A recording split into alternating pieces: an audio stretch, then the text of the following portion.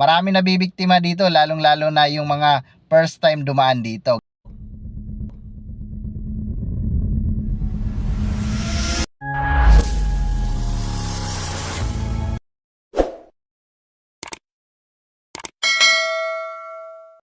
Dito sa may area ng Ortigas Center mga lodi, pwede kang malito dito sa mga zipper lane at ang kanilang traffic light dito. Yung traffic light dito na talagang nakakalito sa may corner ng Exchange Road at San Miguel Avenue. Etong way na to mga lodi. Tuturo ko sa inyo yung traffic light dito na nakakalito para magkaroon kayo ng idea. Marami nabibiktima dito, lalong-lalo na yung mga first time dumaan dito. Ganyan kasi yan siya. Kailangan umilaw yan siyang green arrow kung kakaliwa ka. Yan namang stop na bilog na yan, hindi ka pwedeng dumiretso. Dapat kasi yan, pagpalitin na lang yan sila.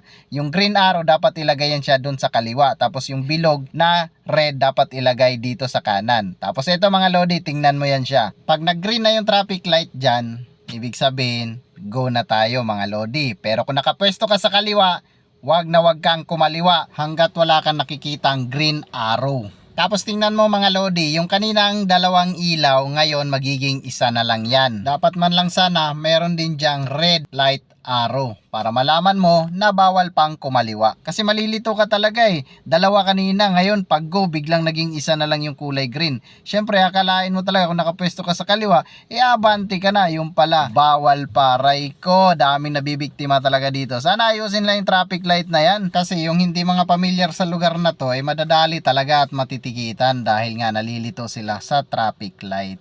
Wait!